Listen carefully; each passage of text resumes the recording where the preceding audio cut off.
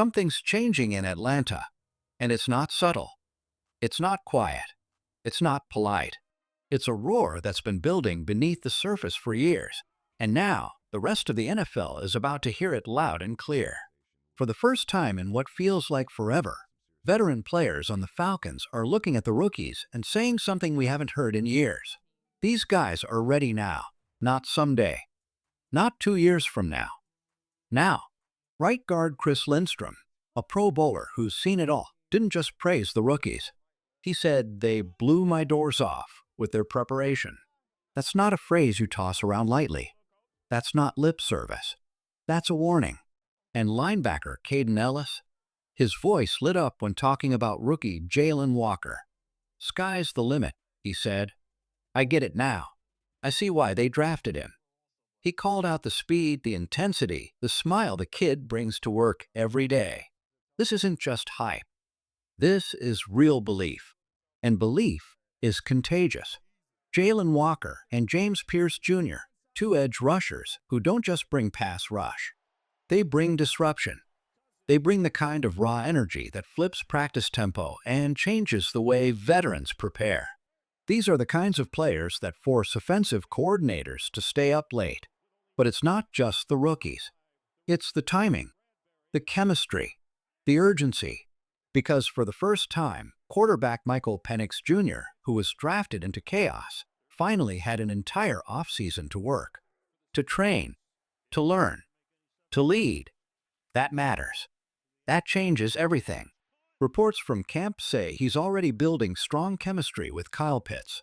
And that's huge because Pitts is in a contract year. He knows what's at stake. He knows the time is now. And here's the wild card. What if all your offensive stars take another leap? What if Drake London turns into a top-tier receiver? What if Kyle Pitts finally gets unleashed? What if Bijan Robinson, already dangerous, enters his prime with fresh legs and full trust? The Falcons aren't hoping anymore. They're stacking. They've rebuilt the defense. They've armed the offense. They've chosen their quarterback. And the locker room is humming with belief. Atlanta isn't waiting for the media to notice. They're just coming for everyone's head. For years, Falcons fans have asked the same haunting question after every heartbreak loss. What if the defense had just made one more play? We're not talking about dominant, lights out, shut you down defense. We're talking about just enough. One sack, one forced fumble, one tipped pass that turns into a game-changing interception. But for too long, that moment never came. And the result? Just enough disappointment to keep the Falcons out of reach. Close, painfully close, but not enough. We remember. We remember those late fourth quarters where everything fell apart, where the offense clawed back, the stadium was rocking, hope was alive. And then the defense folded like a paper wall. 2 years ago, it was the offense dragging the team down. A carousel of struggling quarterbacks, missed throws, bad decisions, no rhythm. Last year, the roles flipped. The offense showed life, and the defense couldn't keep the dam from breaking. But now the conversation's changing. Because what if this defense finally catches up? What if your edge rushers, James Pierce Jr., Arnold Ebiketie, Lorenzo Carter, finally start finishing plays? What if just once a game, they come screaming around the edge and wreck everything? Sack, strip, turnover, chaos. That's how seasons change. That's how playoff runs are born. And yet, Vegas still doesn't believe it. The national outlets don't either. 7.5 wins. That's the over-under. Sports Illustrated, ESPN, NFL Network, they're all singing the same song. Maybe, possibly, too risky. Even after signing Kirk Cousins, even after drafting Michael Penix Jr., even after stacking young talent on both sides of the ball. One outlet, Yahoo Sports, dares to be bold. They've got Atlanta at 11-6, winning the NFC South. Why? Because they're betting on two things: explosive growth from Michael Penix Jr. and a defense that finally gets nasty. And honestly, that's not a wild bet. That's common sense. Look at this defense at every level. Grady Jarrett in the trenches. Troy Anderson flying sideline to sideline. Jesse Bates locking down the back end. That's not a rebuilding unit. That's a roster with blue chip anchors. And when you line up the NFC South, come on, be honest. The Saints? Falling apart. The Panthers? Still trying to figure out which way is up. The Bucks? Tough, but beatable.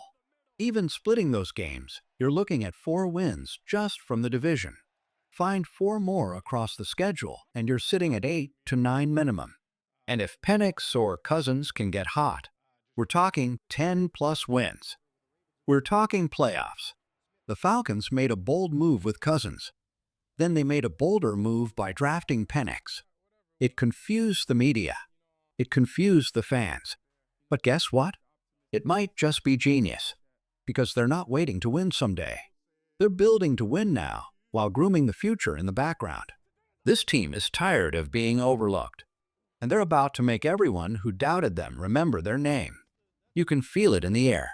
Something different is happening in Atlanta. Kyle Pitts isn't just back. He's finally being unleashed.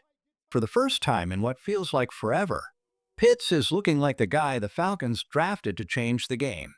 On the first day of training camp, Michael Penix Jr. was feeding him like a quarterback who knows exactly who his best weapon is. Deep balls, slants, sideline throws, Pitts caught them all in full stride, like he never left. Like he's been waiting years for this moment. And while Bijan Robinson showed off a few electric cuts of his own, the buzz was all about Pitts, the guy who was once the unicorn of tight ends. Now, looking like he's finally stepping into that label. But it doesn't stop on offense. The defense is waking up too. And for once, it's aggressive. It's attacking. It's no longer the soft, bend, don't break disaster that cost this team way too many Sundays in 2024. New defensive coordinator Jimmy Lake isn't playing games. He lined them up in a 3-4, pressed bodies up near the line, and sent a clear message. We're coming after you this year. Leonard Floyd, James Pierce, Jalen Walker. That's 3 edge rushers just in the second unit. 4 guys now who can actually get to the quarterback. Last year, you barely had one. And here's the kicker. They're done playing passive. No more giving up clock. No more soft zones. No more hoping the opponent makes a mistake. The Falcons are going hunting. And yeah, maybe that means they give up the occasional big play. But it also means they're finally playing to win, not to lose. That's the mentality shift Atlanta's been begging for. Let the defense take some risks. Let the offense feed their playmakers. Let the Falcons finally stop being the team everyone overlooks. This ain't the same old Atlanta defense. And Kyle Pitts?